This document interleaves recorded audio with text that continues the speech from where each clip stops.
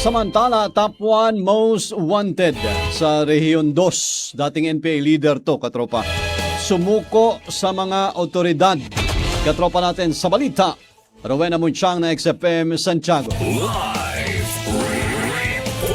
Report. Husang sumuko sa mga kapulisan ng 2nd Quirino Provincial Mobile Force Company ang isang dating rebelde na binansagang top 1 most wanted person sa Rehiyon 2 sa Barangay San Dionisio 1 sa bayan ng Madela, Quirino. Kinilala ang akusado sa alias Benson, 42 anyos, may asawa at nakatira sa nasabing lugar. Siya ay nagsilbi bilang platoon leader at intelligence officer ng Platoon Remo sa ilalim ng Komiting Probinsya ng Isabela ng Komiting Rehiyon Cagayan Valley o KRCV noong taong 2020. Matagumpay itong nagbalik loob sa mga kasapi ng 2nd QPMFC kasama ang iba pang unit ng PNP, Philippine Army at ng National Intelligence Coordinating Agency o NICA sa tulong na rin ng pag-uudyok sa kanya ng kanyang mga kaanak. Isinuko rin ng dating rebelde ang kanyang armas at pampasabog kabilang ang isang carbine rifle, isang magazine na kargado ng mga bala, 2 M76 rifle grenades na may bull trap at isang bandolier. Samantala, kasabay ng pagsuko ni alias Benson, isinilbi rin sa kanya ang kanyang mga warrant of arrest kaugnay sa mga kasong murder,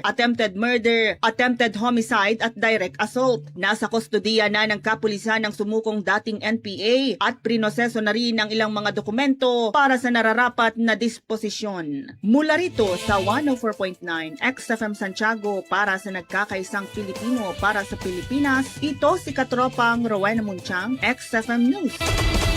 Cellphone Plus Gold. Mapalit sa mga butika sa inyong lugar.